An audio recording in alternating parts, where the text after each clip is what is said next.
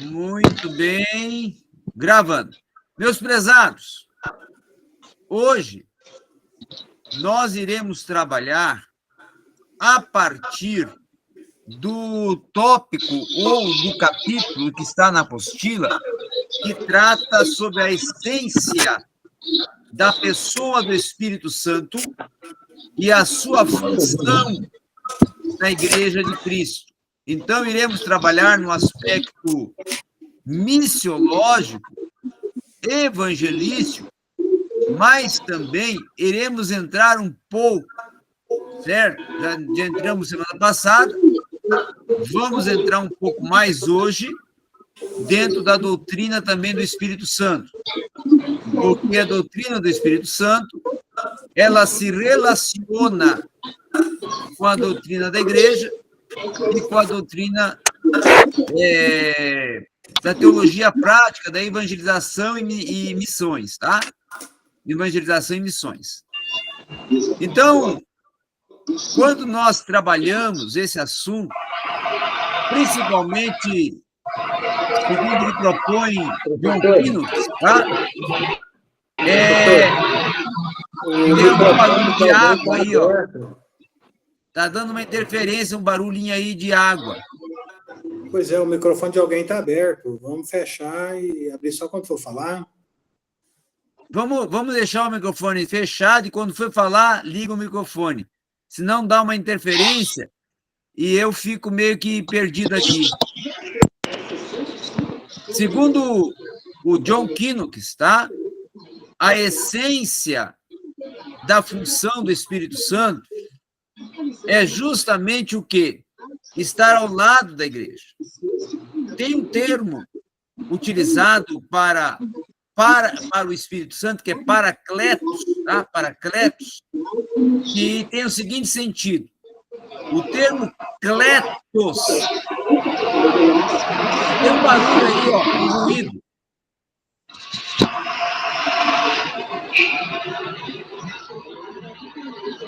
Se der para desligar esse ruído aí. Quem está com ruído aí? Ok. Então, segundo John Pinnock, a essência da função do Espírito Santo é justamente estar ao lado da Igreja de Cristo. O termo utilizado para Espírito Santo no grego, paracletos, ele tem um sentido muito importante quando nós traduzimos. O termo kletos significa chamar, convocar, trazer, tá? E o termo para, no grego, certo? Ele tem um sentido justamente estar ao lado.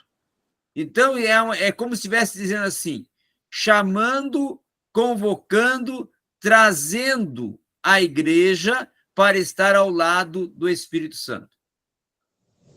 Então, o Espírito Santo ele está ao lado da igreja e ele convoca a igreja para estar ao lado dele. Por quê? Porque a igreja ela foi, vamos dizer que, implantada através da ação do Espírito Santo. Jesus proclamou o reino, morreu para que o reino fosse edificado. Quem edificou o reino para o reino começar a existir sobre a terra é o Espírito Santo. Porque após a partida de Cristo, é o Espírito Santo que dá continuidade como a terceira pessoa da Trindade. Então, a igreja é obra do Espírito Santo.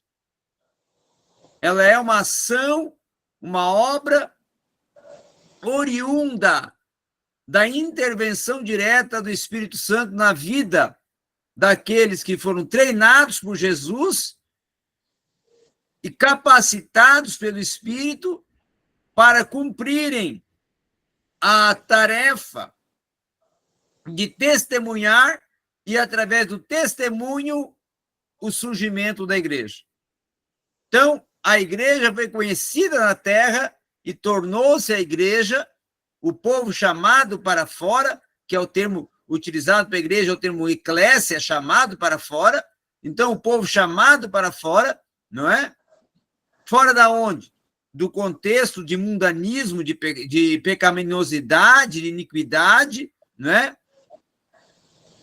Esse que foram chamados para fora desse contexto, foram chamados através da pregação da palavra feita pelos apóstolos, feita pelos enviados, que o termo apóstolo significa apostoleu, enviado, e esses enviados implantaram a igreja através da ação e intervenção do Espírito Santo. Por quê? Porque é o Espírito Santo que chamou e trabalhou na vida dessas pessoas para que elas viessem de fora para dentro. Certo? E aí vem a próxima parte do slide, que eu quero trabalhar um assunto muito importante aqui agora. A missão do Espírito Santo é convencer o homem do pecado, da justiça, tá? E também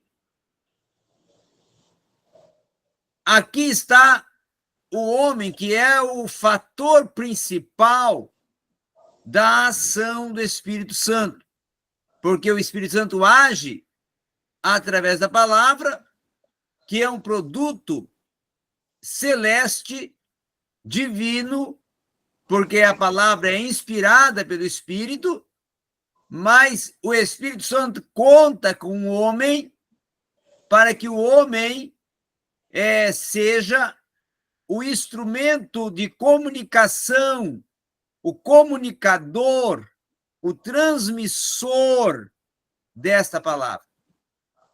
E aí ocorre a metamorfose, que é a ação celeste e espiritual do Espírito Santo. O Espírito Santo vai trabalhar primeiramente no natural. Por que o Espírito Santo vai trabalhar primeiramente no natural? Porque o homem é matéria, o homem é natural, o homem tem uma natureza, uma essência natural, matéria, certo? Humanidade, humano, antropo. E agora, quando o Espírito começa a intervir no homem que é natural, este homem natural vai transitar para o mundo ou para a esfera espiritual. Essa esfera espiritual, ela é contrária à esfera natural. O natural não compreende o espiritual. Foi isso que o apóstolo Paulo escreveu. Né? E o espiritual compreende o natural. Você está entendendo? O natural não compreende o espiritual. Mas o espiritual compreende o natural. E aí Paulo vai dizer que as coisas espirituais, ou seja, tudo que se concerne à ação espiritual, quem somente compreende? O espiritual. Por quê? Porque só ele está dotado para compreender o que é espiritual, porque já é um natural espiritual. Ele já se tornou um homem que é natural, agora também espiritual. O natural compreende as coisas terrenas. Esse homem que agora é espiritual compreende o terreno e o celeste, compreende o natural e o espiritual, compreende as coisas compreensíveis pelo intelecto e as coisas compreensíveis através do entendimento que o homem tem do que é a ação, intervenção e mover do Espírito Santo na terra. Entenderam? Amém. Alguém tem uma pergunta, participação? Irmão Sinomar, pastor Antônio Marcos, demais alunos, vamos em frente. Então, na evangelização, eu nem vou colocar evangelização, na formação da igreja, tem que ocorrer 5 coisas na formação da igreja. Primeiro, o Espírito Santo manifestar, porque não tem como a igreja surgir sem o Espírito Santo manifestar. Foi isso que Jesus disse, né? Olha, ficar em Jerusalém, até que do alto sejais revestidos, ou seja, serás absorvidos, capacitados pelo poder do Espírito. Então, por quê? Porque o Espírito vai capacitar para produzir a igreja. Então, primeiro o Espírito, depois a igreja. Segundo, a igreja, para surgir, tem que ocorrer o quê? A pregação, a comunicação da palavra. A palavra tem que vir antes da igreja também. Porque a palavra vai produzir, através do Espírito Santo, o elemento que causará o convencimento do homem que ele está no pecado e que precisa se arrepender. Então, essa mudança de mentalidade vai ocorrer através do Espírito Santo pela palavra. Terceiro, a fé. Quem vai produzir? A palavra. Através de quem? Do Espírito Santo, que vai levar o homem a alcançar a certeza de que Cristo é que está fazendo, de que Cristo realmente pode, e de que Cristo realmente é o Filho de Deus, que é o Salvador, e que tem o poder de conduzir a minha vida. Quarto, a igreja também surge. Antes que ela venha a surgir, é preciso disponibilidade. O que é disponibilidade? É aquela pessoa que é chamado, convocado, estar disponível. Primeira pessoa se apresenta, se dispõe, se coloca à disposição. Vejamos o que falou o profeta Isaías no capítulo 6, quando ele é chamado, não é? Ele primeiro tem uma visão do céu, não é? Do trono, e de toda a glória manifestada no trono. E aí ele ouve uma voz de um diálogo da Trindade, ou seja, do Pai, do Filho e do Espírito, que perguntavam: a quem enviarei? A quem há de ir por nós? E aí ocorreu o quê? A disponibilidade. Eis-me aqui, envia-me a mim. Então, essa disponibilidade, ela é de suma importância, porque não adianta você ser chamado se não está disponível. E também nem o Espírito Santo vai chamar quem não está disponível, quem não quer. O Espírito Santo não vai forçar você. Ele quer que você se apresente livre, pronto, disponível para fazer, para cumprir, para realizar. Você quer ou não quer? Essa que é a verdade. E quinto, também aceitar ser utilizado pelo Espírito Santo e ser o mais difícil, ensinado pelo Espírito Santo. E agora eu vou analisar a vida de Paulo. O apóstolo Paulo, ele tem 3 momentos, certo? O primeiro momento, a conversão, não é? Que ocorre no caminho de Damasco. Depois, a chamada. E o selo da chamada que ocorre onde? Na casa onde ele se encontrava, não é? na casa de... onde ele se encontrava, na rua direita, né? E aonde Ananias é enviado. E ele, após a oração que Ananias faz por ele, é cheio do Espírito. O nome dele é modificado de Saulo para Paulo. E aí, ele que já era formado aos pés de Gamaliel e já tinha toda uma formação também acadêmica no aspecto secular, tinha formação da lei, tinha formação teológica e tinha formação também acadêmica. Porém, vai ficar 14 anos, não 14 dias, 14 anos, no deserto da Galácia,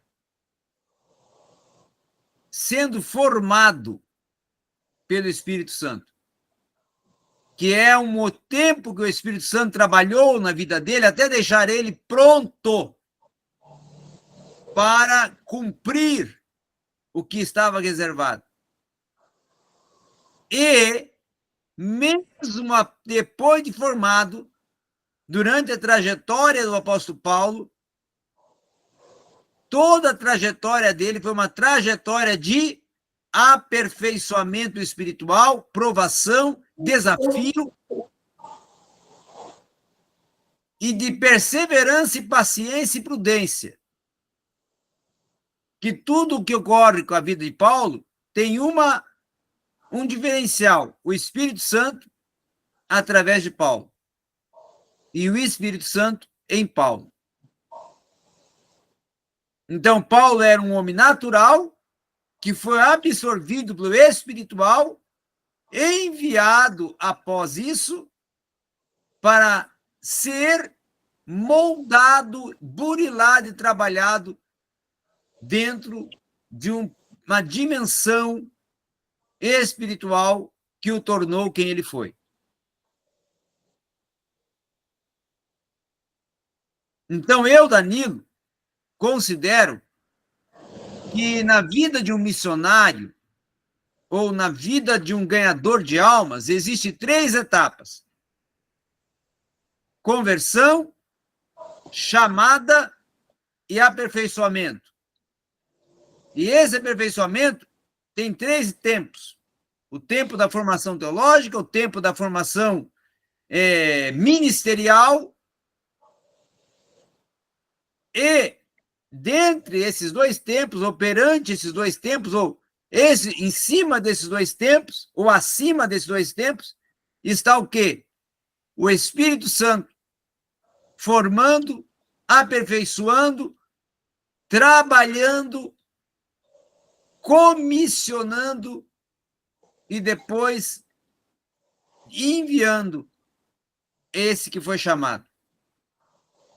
O termo kaleo, utilizado para chamar ou convocar alguém para um trabalho específico, ele requer também uma compreensão maior, porque o termo kaleo quer dizer o quê? Convocado sem direito. Convocado sem direito a barganhar, a escolher. Não é você que escolhe, não é você que barganha. O Espírito convocou e dá glória a Deus e amém. Ah, mas eu não quero, eu não vou, eu não aceito, eu tenho livre-arbítrio. Tem. Pode escolher e pode decidir a não ir. Só que tem uma consequência.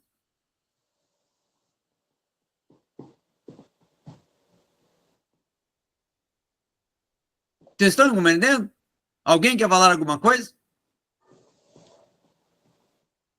Eu estou aguardando que alguém queira participar. Irmão Sinomar, que sempre tem participações, irmão pastor Antônio, pastora Cláudia, os outros mais alunos que estão presentes. Vamos lá.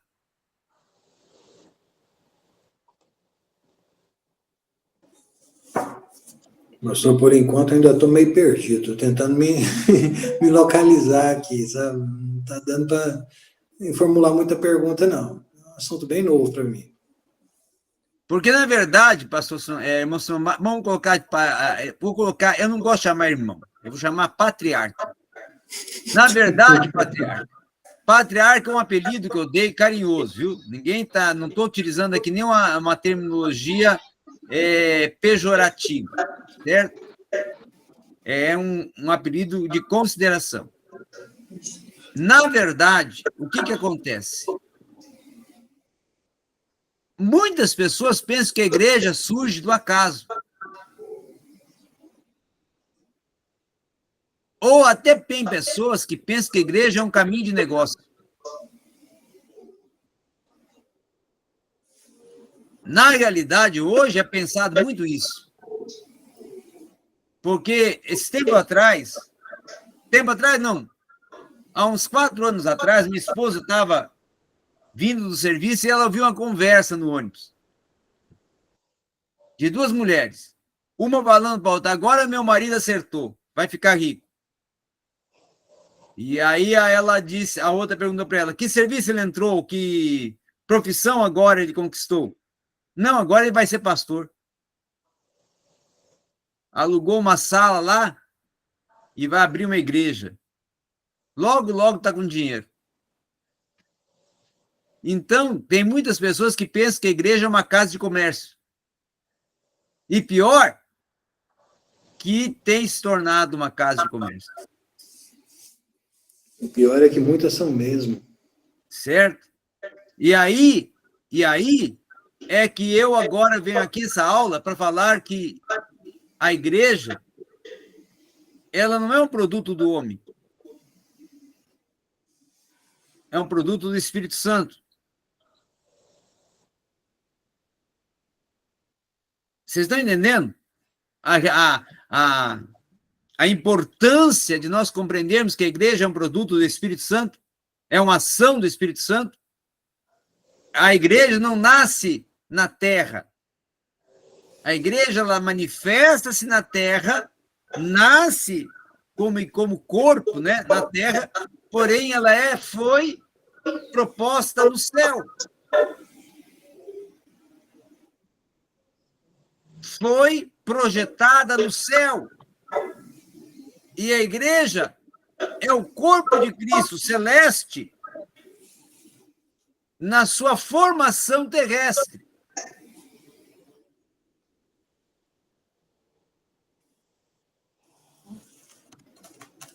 Por isso que tem pessoas que têm que pensar o seguinte: igreja é Cristo na terra.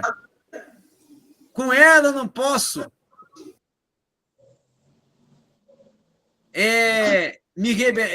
me motivar a guerrear contra a igreja. Por quê? Porque eu não estou guerreando contra a igreja. E aí eu tenho que entender uma coisa. Eu vou colocar aqui: igreja, sistema e homem. Igreja, corpo de Cristo, santo, imaculado. Amém? Sistema é o que rege, o que conduz a administração da igreja, que infelizmente é humana, é material. Tá?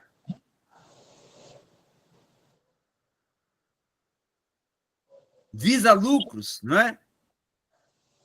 Terceiro, igreja, existe uma questão que nós temos que compreender, que esse sistema que rege a igreja, ele propõe metas. Aí eu vou dizer 3 coisas sobre metas. Metas é errado? Não, não é errado. Não é errado um pastor propor metas para a igreja. Não, não é errado. Só que a igreja não pode viver de metas. E a igreja não pode colocar as metas acima do que Deus quer para a igreja.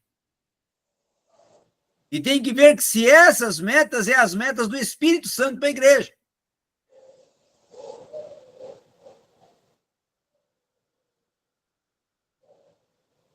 Pastor Antônio.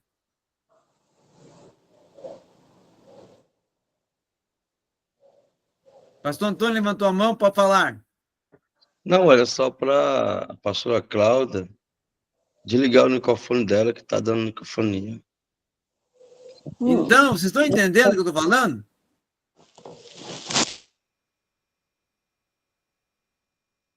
É muito sério o que acontece hoje, pessoal.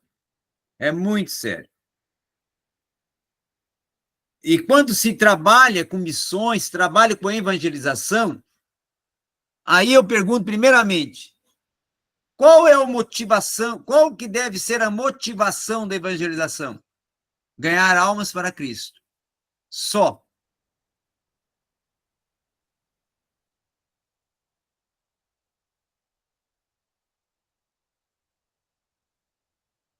Muitos pensam ao contrário, ou querem colocar outros elementos.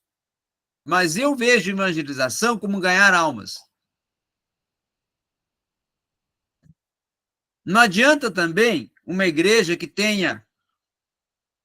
É muito fácil encher uma igreja hoje. Vocês sabiam disso? Que é muito fácil encher uma igreja hoje?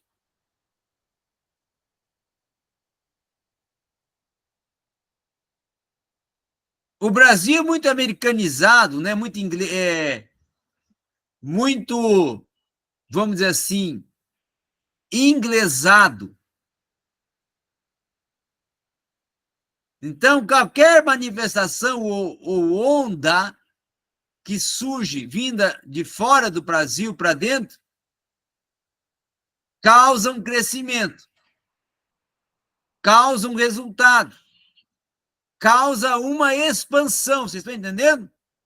E isso provoca também uma certa distorção doutrinária.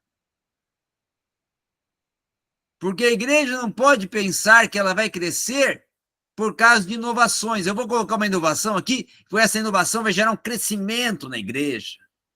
Logo vou estar com 1.000 pessoas, 2.000 pessoas, 3.000 pessoas. E aí muda-se de quantidade para qualidade.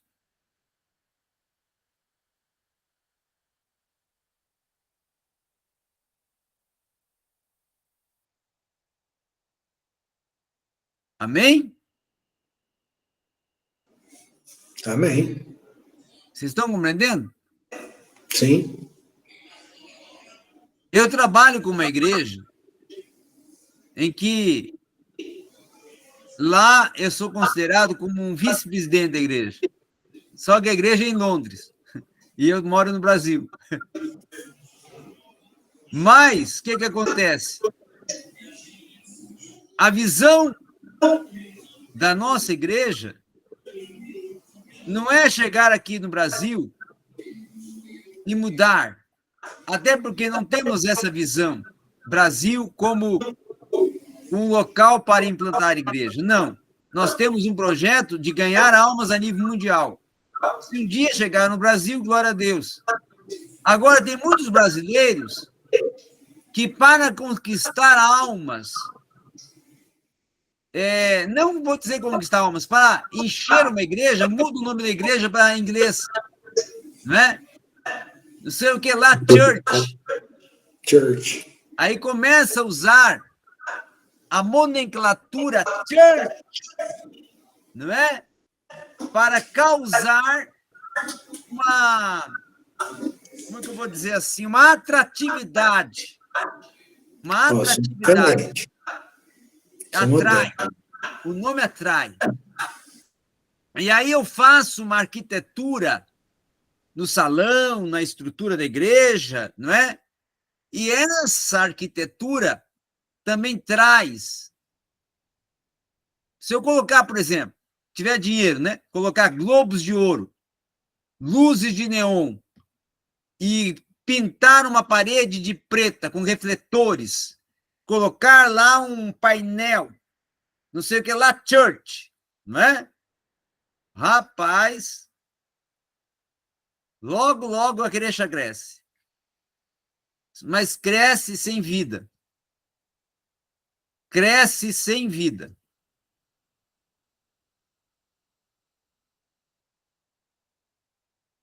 Fala, pastor Antônio.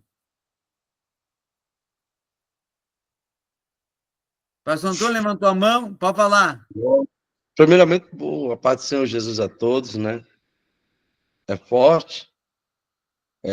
O senhor falando aí sobre igreja que virou comércio. No começo da caminhada, a gente foi levado para Fortaleza. E essa pessoa que levou... Um certo dia nós fomos no carro, dar uma volta, né? Se correr, olhar onde a gente abriu o ministério. E ele falou do carro para mim. Nós vamos estar com uma sacola de dinheiro. Eu digo, opa, Deus já não está no negócio. Eu não vim aqui para ganhar dinheiro. Eu vim aqui para ganhar alma para o reino de Deus. Já me assustei, né? Aí eu fui analisar, fui orar a Deus, porque eu sempre tenho falado, eu não sou dessa terra, mas estou aqui para fazer a vontade do Pai. Se for para a gente ganhar dinheiro, a gente vai ganhar dinheiro. Agora, usar a casa de Deus para enricar, que nem diz por aí, eu estou fora. O meu gardalão eu quero lá no céu. O foco nosso aqui é ganhar alma para o reino de Deus. E o senhor falou uma coisa tão interessante, né? As igrejas hoje, o povo estão buscando a porta larga. Mas aí onde entra uma pergunta para nós, como igreja, como homens e mulheres de Deus, né? Será que Deus está no negócio, nessa casa, essa igreja lotada? Se nós for para a Bíblia, lá no livro de Apocalipse, Deus se agradou da igrejinha que tinha poucas pessoas, né? Que tinha a unção e que buscava a presença do Espírito Santo. Eu não me sinto estar dentro de uma igreja grande. Prefiro ficar com 10, 15, 30, mas umas pessoas que verdadeiramente estão buscando a presença do Espírito Santo. Amém? Vou falar 4 coisas aqui, em cima do que falou o pastor Antônio. Primeiro, prosperidade. Prosperidade é bíblico? É bíblico. Nós não podemos dizer que a prosperidade é do diabo, porque prosperidade, ela está na Bíblia, mas ela não é compreendida conforme é proposto na Bíblia. Como é que a prosperidade é proposta na Bíblia? Aí nós vamos primeiro para Abraão. Abraão foi um dos homens mais prósperos da Bíblia. Deus o tornou ele próspero, mas diz para ele, Abraão, andai-me, ou anda na minha presença e te farei prosperar. Te tornarei superabundante, não é? Te tornarei nações, pai de nações. E o judeu, que é a raiz de Abraão, os judeus são a raiz de Abraão, são das nações da terra, a nação mais próspera da terra. Por isso que a nação mais cobiçada, ou a terra mais cobiçada, é Israel. Israel é desse tamanhozinho assim, pessoal. Ó. Israel cabe dentro de um estado, até dentro de uma cidade, às vezes, do Brasil. Mas é o local mais cobiçado do mundo, é Israel. Porque é onde tem a maior fonte de minério, de todas as riquezas, não é? Tecnologia, está em Israel. E Israel também é considerado o local que é o eixo, né, geográfico, ou centro geográfico da Terra. Aí, nós vamos ver que Jacó foi próspero, e vamos ver também que José, não é? Deus fala para ele, ó, tudo onde tu colocar tua mão, prosperará. Mas Jesus dá maior ensino sobre prosperidade. Jesus dá maior ensino sobre prosperidade. O que Jesus diz na oração do Sermão do Monte, no capítulo 6 de Mateus?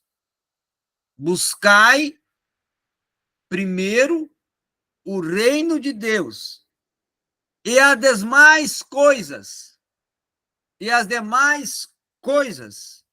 vos serão acrescentadas. Que são essas demais coisas? Tudo que você receber, que Deus permitir, será bênção se você primeiro buscou o reino dele. Então, eu penso o seguinte: ter carro é maldição? Não, é bênção. Ter uma casa própria é maldição? Não, é bênção. Ter uma vida instável, com condições, é bênção? É bênção. Só que o dinheiro, olhe bem o que eu vou falar aqui agora. O dinheiro não pode estar em cima de Deus. E o dinheiro não pode tornar-se Deus para a sua vida. O erro não é ter dinheiro. O erro não é ter riqueza. O erro é colocar riqueza acima de Deus. Porque tem muito pobre que é mais rico que o rico. E tem muito rico que é mais sábio que muito pobre. Como isso? Porque tem muito rico que coloca Deus em primeiro lugar. E tem muito pobre, certo? Que coloca o dinheiro ou a sede por se tornar rico em primeiro lugar. Eu, uma vez, ouvi um testemunho de um pastor. Muito importante esse testemunho, que eu vou falar agora. Um rico, um milionário, estava na igreja. E o pastor ficou muito satisfeito. Ele pensou assim: agora a minha igreja vai prosperar. E ele pregou uma mensagem, fez um culto só para o rico. E aí o rico nunca mais voltou. Aí um dia, ele encontrou esse rico na rua e perguntou: ô, meu amigo, eu vi que você foi lá na minha igreja, por que você nunca mais voltou? Aí o rico respondeu a ele: porque eu não fui lá para ouvir o senhor. O culto foi muito bonito, o senhor falou muito bem, mas não fui lá para ouvir o senhor. Quem é que você quer ouvir? Nós trazemos. Não, você já tem. Ué, já temos? Já tem. Quem é, então? É o porteiro. O porteiro? É o irmãozinho lá, que eu não vou citar o nome. Ele é que eu queria ouvir, porque ele que me convenceu a ir para a igreja. E as palavras dele, sem nenhum vocabulário, sem nenhuma sofisticação, me produziu o arrependimento e o desejo de servir a Cristo. Mas daí eu cheguei lá, ele não pregou, eu vi que eu estava no lugar errado, pensei que não era lá que eu tinha que ir, e eu saí. Então, o rico, muitas vezes, ele é mais sábio do que o pobre que quer se tornar rico. Então, não é pecado ser rico. Não, não é pecado. Não é pecado prosperar? Não, não é pecado. Mas é pecado você querer colocar Deus em segundo lugar no seu desejo. Que tem pessoas que não desejam Deus, desejam a riqueza. Tem pessoas que não desejam a salvação, desejam a riqueza. O que o jovem rico falou para Jesus? Depois que Jesus apresentou para ele, não é? Como que era para alcançar a vida eterna, o jovem rico aceitou. Ele pensou e disse: não é? Achou melhor continuar com a riqueza. Então, a riqueza não pode estar em primeiro lugar. A riqueza não pode estar em primeiro lugar. Olha a parábola do filho pródigo. Olha a parábola do filho pródigo. A parábola do filho pródigo é um grande exemplo que a riqueza não pode estar em primeiro lugar. Porque o dinheiro tem que ser bem administrado. E tem gente que quer riqueza, mas não sabe administrar o dinheiro e quer colocar o dinheiro em primeiro lugar. E aí o dinheiro destrói a vida. Outra coisa. Igreja ser grande ter lá 10, 15, 20, 30 mil, 50 mil, 100 mil pessoas, amém, glória a Deus. Agora, tem que ver se essas pessoas estão em Cristo, estão com Cristo. Se lá tiver 10 mil com Cristo e em Cristo, glória a Deus. Agora, se lá tiver 10 mil que estão lá por estar, estão lá porque estão achando uma atração, a igreja, uma atração, não é algo atrativo, aí Deus não está no lugar. A igreja não pode ser algo muito atrativo, porque pense bem uma coisa. Quem deve atrair, a igreja ou Cristo? Uma pergunta que eu faço. Quem deve atrair, a igreja ou Cristo? Quem pode me responder? Hã? Cristo. Cristo. Então, se a igreja atrai, ela está errada, porque quem tem que atrair é Cristo. Cristo estando na igreja, vai atrair. Mas se a igreja atrair e Cristo não atrair, aí é o homem atraindo e não Cristo. Vocês estão entendendo?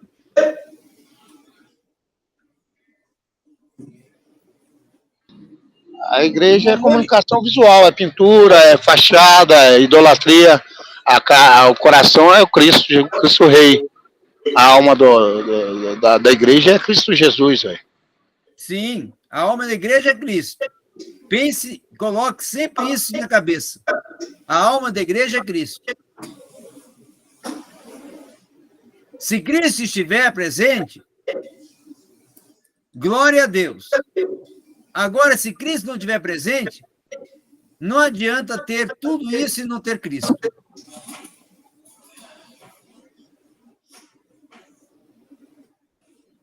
Irmãos,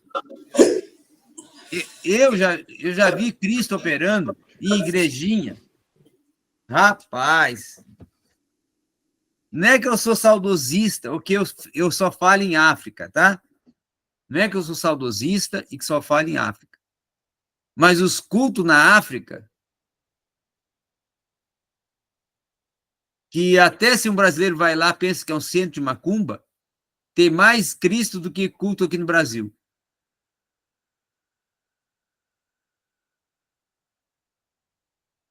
Às vezes o lugar lá é de chão batido.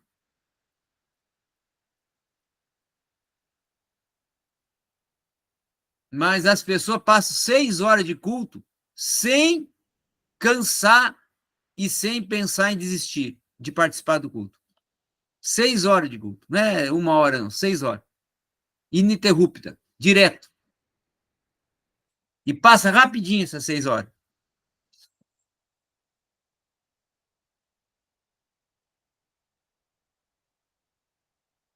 Sabe qual que é o tempo? Sabe quanto que é o tempo da pregação no culto da África, pastor Antônio?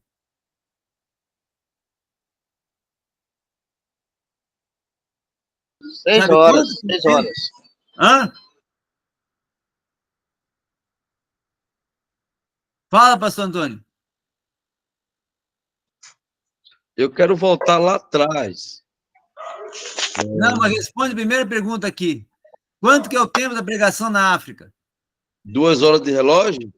Não, 6 horas é o culto. Quanto é o tempo de pregação nessas 6 horas? Não tenho noção. Porque... É o dízimo, 2h40. É o dízimo para Jesus. É o tempo que você tem que ter para Jesus todo dia. Um culto na África chega a dar 3, 4 horas de tempo para o pregador pregar. Só que tem um negócio. Na África, o pessoal conhece mais Bíblia que aqui no Brasil. O pregador chega lá na África e não tiver Bíblia, xiii.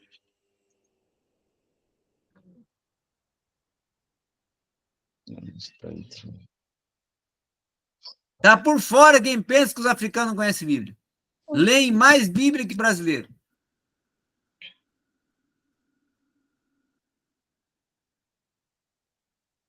Povo humilde, mas povo que tem Deus. Porque lê Bíblia, ora, jejua, e quando louva, só no louvor você já sente que Deus está ali.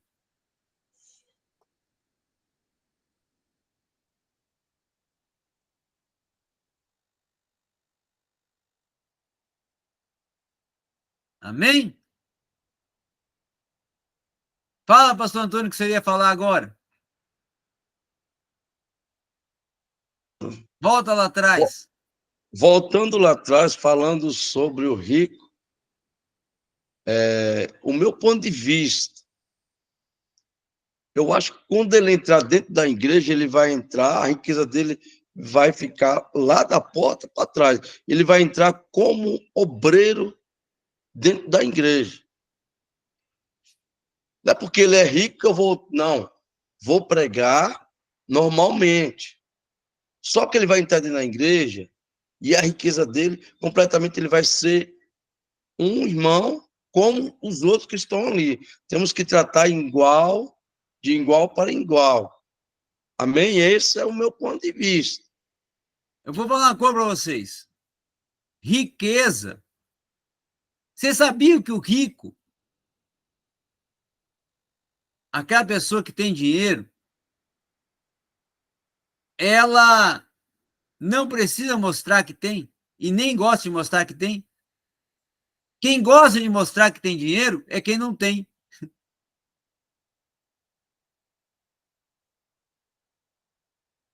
Aquela pessoa que sabe, não precisa mostrar que sabe.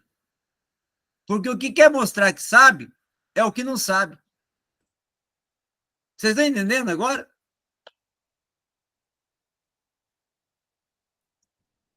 Fala, pastora Cláudia, não ouvi a senhora? Fala também, irmã Cleonice, que chegou agora, irmão Oliver, que está ali caminhando para Canaã. Pode falarem, quem quer falar? Paz do Senhor para todos. Paz do Senhor. Cheguei já no andamento da aula, né? Amém, mas vai acompanhar. Nós estamos agora indo para o segundo slide. Muito bem.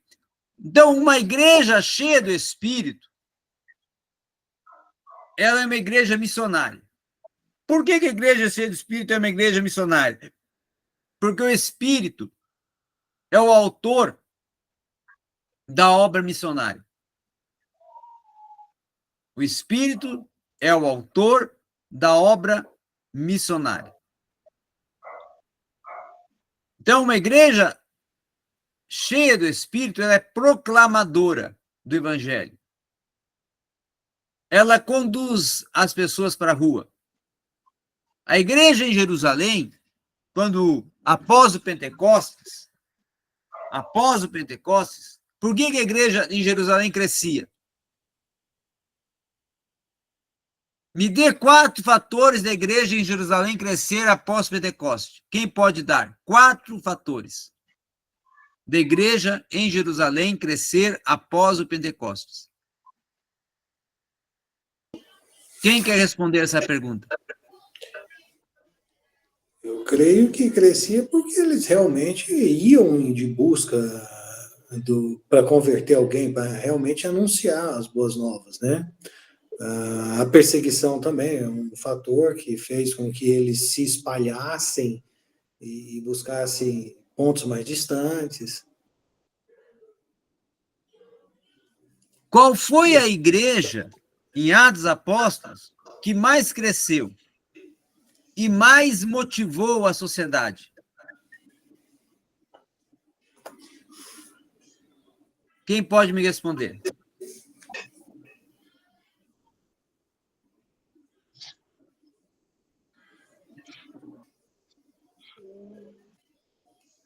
Vou repetir a pergunta. Qual foi a igreja em Atos Apóstolos que mais motivou a sociedade, que mais cresceu e motivou a sociedade?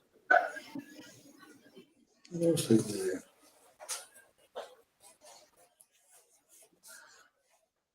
Sabe, pastor Antônio?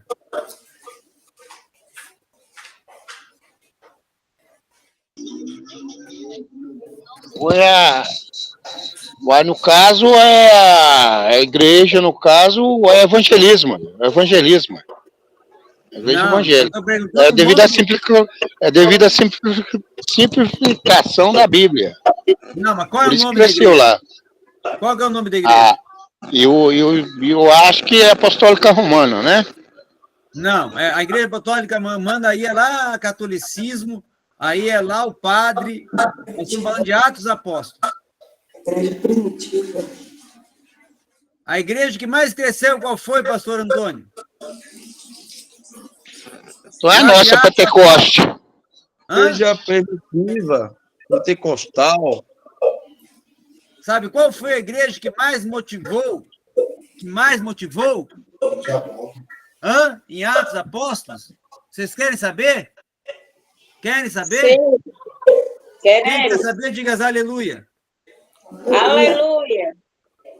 Eu vou abrir aqui para vocês, vou ler para vocês verem qual foi a igreja que mais motivou. Glória a Deus, aleluia. Abra a Bíblia aí, quem tem Bíblia. A Bíblia, quem tem, abra. Atos capítulo 11. Atos capítulo 11.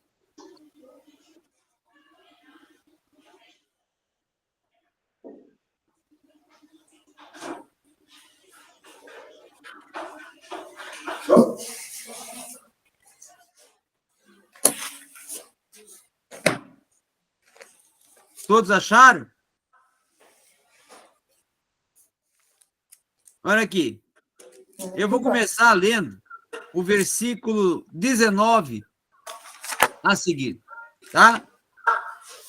Marcos, Lucas, Atos 11, versículo 19 a seguir. Ora, os que foram dispersos pela perseguição que surgiu acerca de Estevão, viajaram até a Fenícia, Chipre e Antioquia, não pregando a ninguém a palavra, senão só a judeus. E alguns entre eles eram homens de Chipre e de Cirene, os quais, chegando a Antioquia, falaram aos gregos, pregando o Senhor Jesus. E a mão do Senhor era com eles, e um grande número creu e se converteu ao Senhor. Então, as notícias acerca dessas coisas chegaram aos ouvidos da igreja que estava em Jerusalém. E eles enviaram a Barnabé para ir até Antioquia, o qual, tendo chegado e visto a graça de Deus, alegrou-se e acertou a todos com propósito de coração, e eles a permanecerem no Senhor. Porque ele era um bom homem e cheio do Espírito Santo e de fé, e uma grande multidão foi acrescentada ao Senhor. E Barnabé partiu para Tarso para buscar Saulo, e tendo-o encontrado, levou para Antioquia. E quando aconteceu que por um ano inteiro eles se reuniram naquela igreja e ensinaram uma grande multidão, e os discípulos foram chamados de cristãos pela primeira vez em Antioquia. Aí está a igreja que mais cresceu. A igreja de Antioquia. 4 razões do crescimento dessa igreja. 4 razões do crescimento dessa igreja. Primeiro, perseguição. Segundo, pregavam a judeus, gregos, gentios, a quem que fosse surgisse. Eram pessoas de todas as raças que pregavam ininterruptamente. Pregavam a mensagem e pregavam através da vida. Pregavam a palavra e através da própria vida, do próprio testemunho pessoal. Quarto, o líder tinha fé, coragem e intrepidez do Espírito Santo. Quinto, ou melhor, quarto agora. Já tem quarto, né? Quarto. Pela primeira vez, era uma grande multidão, mas pela primeira vez que os discípulos foram chamados de cristãos. Por quê? Porque essa grande multidão resplandecia Cristo. As pessoas, a sociedade de Antioquia via Cristo nessa multidão. Amém? Amém. Viu agora como é que é a a causa propulsora do crescimento de uma igreja? Está aí. Atos capítulo 11. Então, uma igreja missionária é uma igreja que nem a igreja de Atos capítulo 11.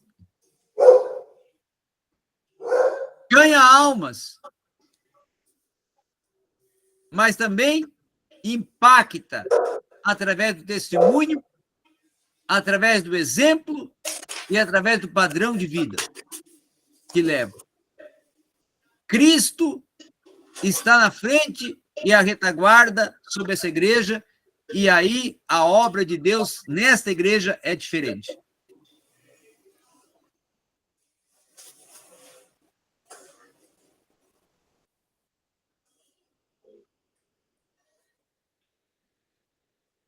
Alguém quer falar alguma coisa? Sobre a igreja de Antioquia? Irmã Cleonice, fala alguma coisa sobre a igreja de Antioquia. Passo para os meus irmãos falar. Pastor Antônio, fala alguma coisa sobre a igreja de Antioquia.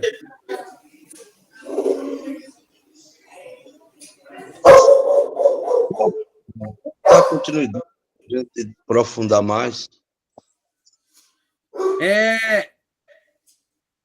Patriarca, fala alguma coisa sobre a igreja de Antioquia. Esse aí um pouquinho. E pastora Cláudia, fale alguma coisa sobre a igreja de Antioquia. Pode prosseguir, tá tranquilo.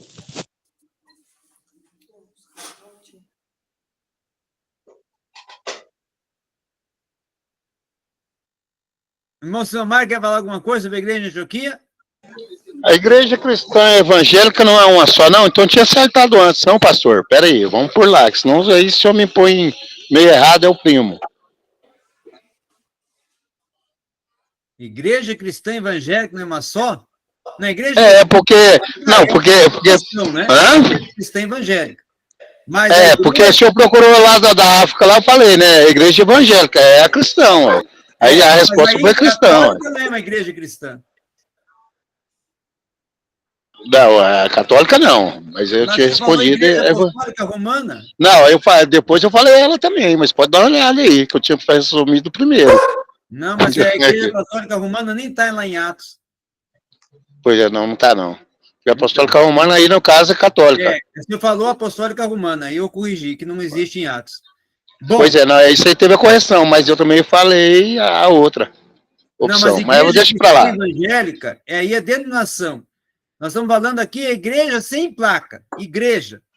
Independente de ser cristã, evangélica, é igreja. Corpo certo. de Cristo.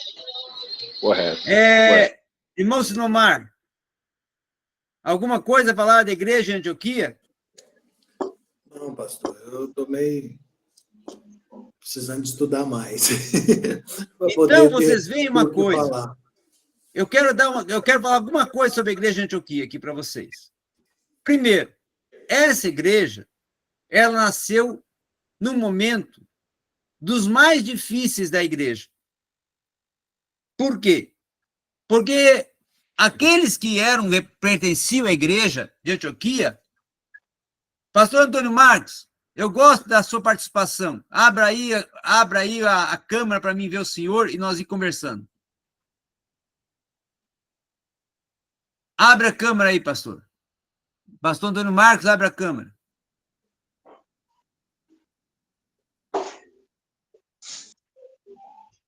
Muito bem. Antioquia é antes da Bíblia de ser dividida ao meio? É isso? Quer dizer? Não, Antioquia está lá em Atos 11. Vê aí, deixa aberto aí. Isso. Pastor Antônio Marcos, vamos conversar aqui. Bora, meu querido. A igreja de Antioquia, tá? Primeira coisa que nós temos que compreender. Quem é que iniciou a igreja de Antioquia? Eu li o texto aí. Aqueles que vieram da perseguição. Isso, perseguição, e quem estava lá era Barnabé. Né? Aqueles que vieram da perseguição, da morte de Estevão. Então, o quê? Foram os dispersos, né? o líder Estevão morreu, apedrejado, e eles, foram para Antioquia. Agora, entenda uma coisa. Eles chegaram em Antioquia, pastor Antônio, mas só que antes de chegar em Antioquia, eles já foram pregando. Então, o que quer falar? Que eles não ficaram com medo de morrer apedrejado, que nem Estevão. Saíram pregando. Saíram anunciando. Aí, quando chegaram em Antioquia, eles continuaram anunciando. Então, aonde eles iam anunciando. E eles não estavam preocupados se era grego, se era judeu, se era gentil, quem fosse a raça, eles pregavam. Mas qual que era a grande diferença, ou qual que era a grande marca desse pessoal dessa igreja? Pastor Antônio. Olha, para nós começar, pastor... Cristo Jesus. Não. Então, espera aí. Pastor Antônio. Para nós começar aqui, nós temos que voltar no capítulo 6. 6, vamos lá. Porque lá a gente vai ver que ali a gente vai ver um homem cheio de fé, né, Estevão, e aquele povo ali sempre batia com Estevão, mas Estevão cheio do poder do Espírito Santo, e ali a gente teve, né, ali começa já, ali vem Paulo, e viu Paulo ali a morte de Estevão. Quando nós chegamos no capítulo 11, nós vamos ver aqui agora esta igreja crescendo através de Barnabé, né, e essa perseguição. O que nós fazemos por dia de hoje é que quanto mais perseguição, as pessoas se levantam contra a gente, é que a gente vai ficando cada vez mais enraizado diante da palavra para ganhar alma para o reino de Deus. Sim. Então, eu aprendo. Foi a perseguição que cresceu a igreja. Isso. E tem mais um fator aí que eu acho importante. Sabe qual foi, pastor Antônio, um fator mais importante aí também? O poder de Deus estava com eles. O poder de Deus estava com eles, a mão de Deus, né? A mão de Deus estava sobre eles. E o poder de Deus também. Isso. Mas tem outra coisa ainda.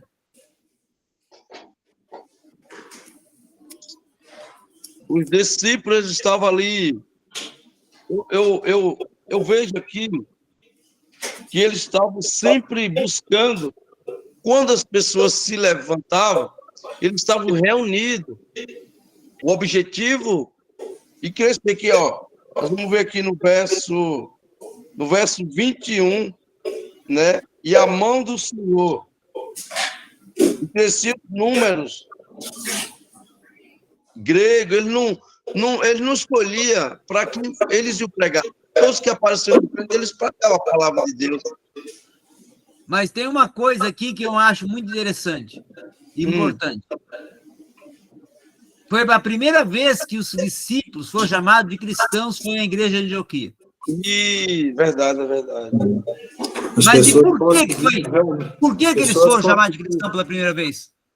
As pessoas conseguiam realmente ver Cristo, ver o ensinamento de Cristo naqueles que pregavam. Isso aí, Pela primeira vez, as pessoas, a sociedade, viu Cristo na igreja. Glória a Deus. Porque o testemunho deles falou mais alto. Sim, pastor Danilo. Em cima do que o nosso querido servo do Antídoto falou, é interessante porque lá em Efésios, nós vamos ver que nós temos que ter a verdade. Falar a verdade. Boa aonde doer. E eles viam ali o crescimento, por que crescia?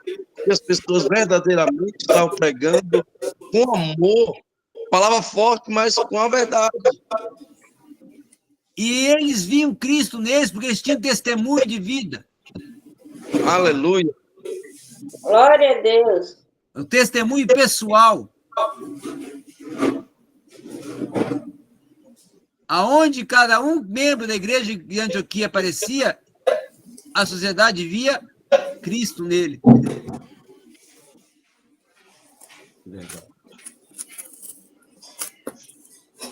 O que significa o termo cristão?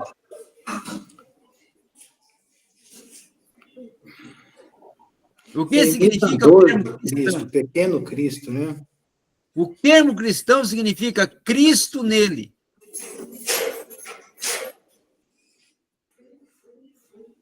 Um discípulo, Crer em Jesus Cristo. Cristo nele. Um discípulo que é resplandecente, Cristo nele.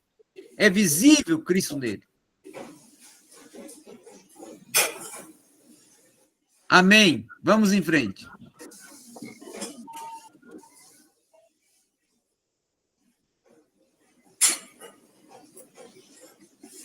Espírito Santo é o autor de missões. Primeira coisa que o Espírito Santo causa, visão missionária. O que é a visão missionária, hein? O que falou o apóstolo Paulo para o rei Agripa? Quem que sabe? Bíblia. O que falou o apóstolo Paulo para o rei Agripa, quando o rei Agripa estava interrogando ele, em Atos capítulo 26? O que o apóstolo Paulo falou para o rei Agripa? Alguém sabe responder? Eu vou responder, então. Contudo, porém, ó rei Agripa, eu não fui negligente à visão celestial. A visão missionária é uma visão celestial. Visão celestial é a visão que você tem do céu na terra e da terra no céu. Visão missionária é a visão de contemplar o campo e ver que há pouco tempo para a ceifa. Não é? Há pouco tempo para a ceifa. Olha o que Jesus disse. Muitos são ceifeiros, poucos são os trabalhadores. Há muito pouco tempo para a ceifa. Cadê os ceifeiros? Ou cadê os que são ceifeiros? Cadê os trabalhadores para a seara? Cadê aqueles que se dispõem a cumprir o ID? A ter uma visão missionária. Visão missionária é a visão que contempla a carência da humanidade e busca o entendimento para retirar essa carência através da palavra. Então, visão missionária, ela precisa estar presente naquele que testemunha. O testemunho é um produto, é um resultado da visão missionária. Primeiro a visão missionária, depois o testemunho.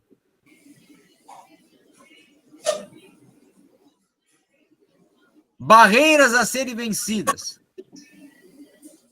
Vamos às barreiras a serem vencidas agora. Para aquele que está testemunhando. Primeira barreira, a timidez. É o meu caso, professor. Tem que vencer a timidez. O missionário, o testemunha, o evangelista, o ganhador de almas, tem que vencer a timidez. Segundo, conhecimento da palavra. Terceiro, tem pessoas que têm medo por não conhecer a palavra, mas então busca o conhecimento. Mas não tenha medo de, né, por não conhecer a palavra. Muitos têm medo de ser ofendido. Muitos têm medo de ser ofendido. Muitos têm medo de ser rejeitados. Muitos têm medo porque não tem uma voz potente. Muitos têm medo porque consideram que tem alguns caguetes, que esses caguetes pode ser uma barreira para ele na hora que estiver evangelizando. Muitas pessoas têm medo porque não tem, em relação à sua posição social e outros fatores que as pessoas colocam como barreiras. Mas eu quero dizer uma coisa para vocês aqui hoje.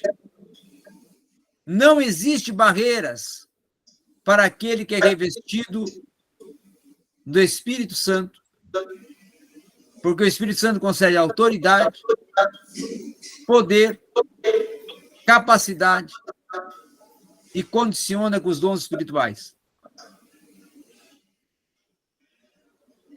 Então, se você se disponibilizar, se você levantar-se e colocar-se pronto, preparado, disposto para ser enviado, buscar o poder e receber esse poder, não existirá medo, ou bloqueios, ou impedimentos, ou barreiras para você cumprir o que Deus quer que você cumpra na sua vida.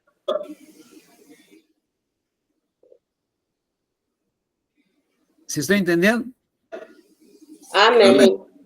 Nós não podemos colocar desculpas. Nós não podemos colocar medo como uma desculpa, como um pretexto para não fazer a obra de Deus.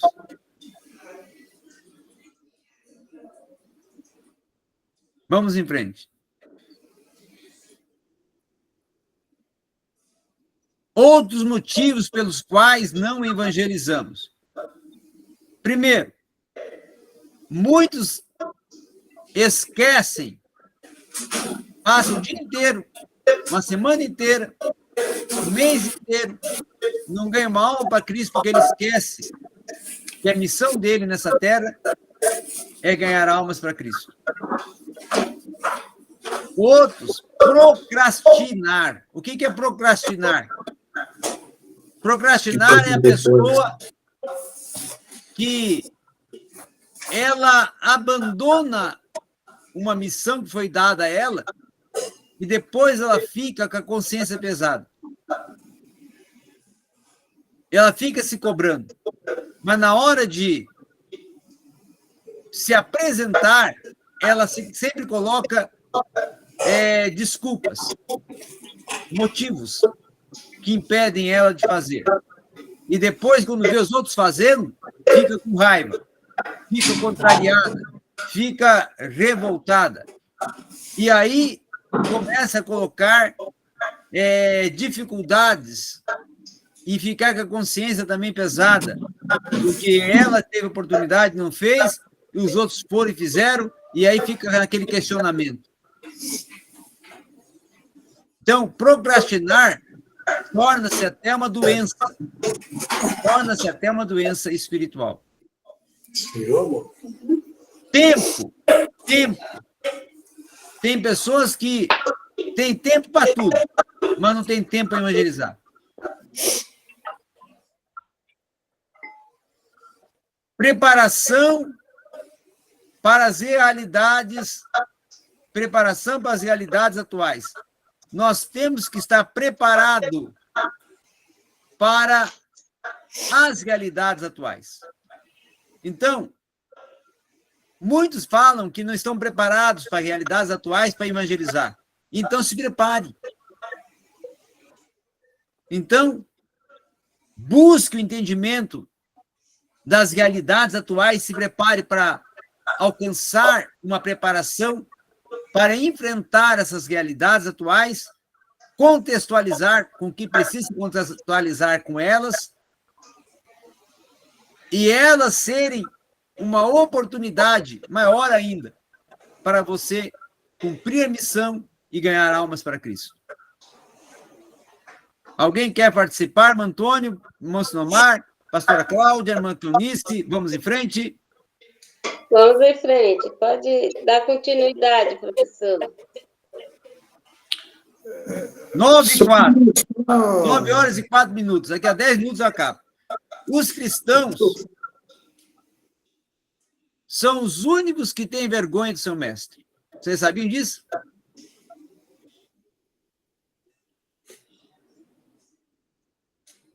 Os cristãos são os únicos que têm vergonha do seu mestre.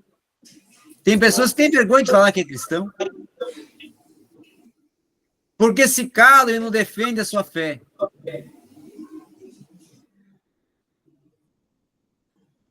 Sabia que todo mundo tem um pouquinho de Pedro?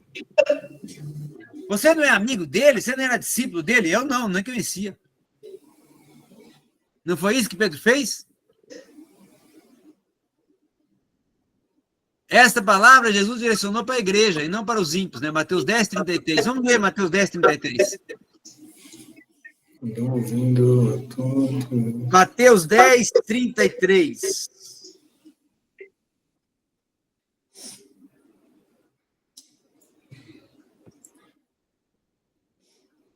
Mas qualquer que me negar diante dos homens, eu também o negarei diante do meu Pai que está no céu. Agora foi forte, hein? E aí?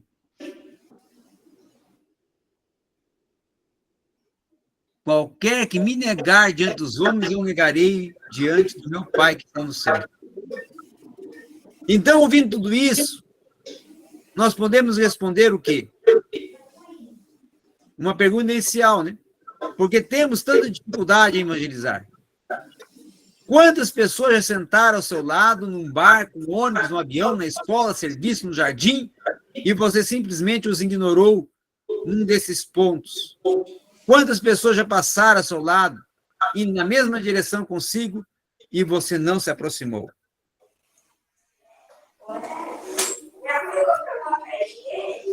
E aí eu venho com uma outra palavra aqui agora. Uma outra palavra aqui agora. Os muçulmanos, tá? Os muçulmanos não se envergonham de Alá e não se envergonham de Maomé.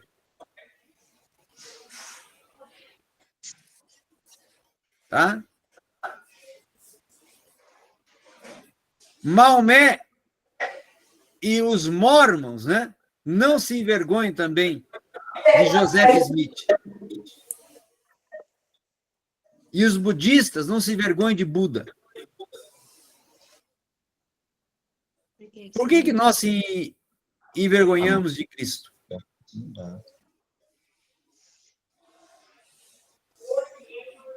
O que falou o apóstolo Paulo? O que falou o apóstolo Paulo? Eu não me envergonho do evangelho. Aleluia. Por que tem muitas pessoas que se envergonham do evangelho? Eita,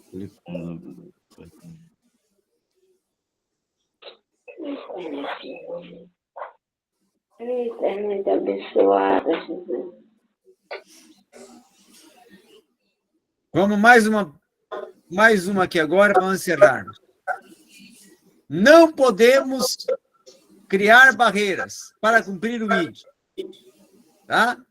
Os desafios têm que se tornar fatores motivacionais para prosseguirmos, rompendo nossas barreiras pessoais e nos adequar ao evangelismo dentro da sua realidade. Eu vou agora tirar o slide para todas as câmeras se abrirem, todas as câmeras se abrirem para nós encerrarmos, todas as câmeras abertas para nós encerrarmos agora com todos aparecendo para a hora do dízimo e das ofertas. Hã?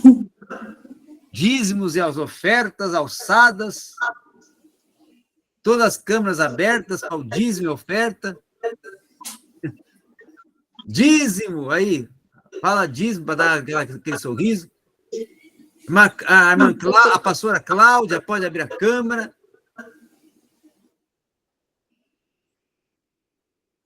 Moliver, que vou lá tirar foto de vocês todos aqui para as redes sociais. 1, 2, 3. Muito bem. Meus prezados, hoje foi a segunda aula. Temos muita coisa para ver ainda. Semana que vem, eu vou passar a atividade. Sobre a atividade de evangelhos, quem ainda não entregou, tem até o dia 19 de agosto para estar entregando. Então, ainda tem mais uma semana e pouco. Eu não consegui. Eu vou dar um prazinho até o dia 26. Certo? O que é a atividade de evangelhos? 2 parábolas em Mateus, 3 em Lucas. Você vai escolher quais são que você quer escolher e vai interpretar. Ou escrita, ou de forma escrita, ou de forma oral. De forma oral, manda o áudio para mim. Escrita, manda e-mail com o texto escrito. Amém? Amém. Vamos encerrar com uma oração, então? Hoje quem vai orar vai ser a pastora Cláudia. Ficou quieta a aula toda, agora ora.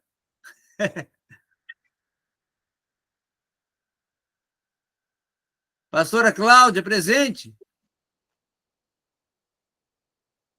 Não, foi arrebatada. E nós ficamos. Amém. Ah, voltou. Glória a Deus. Vamos orar. Aleluia! Aleluia. Amém? Vamos orar? Pai amado, Deus querido, nesta hora nós devemos agradecer ao Senhor, Pai, por mais nesse momento, por isso. Mais, ó Pai. Precisamente, Ajuda-nos, ó Pai.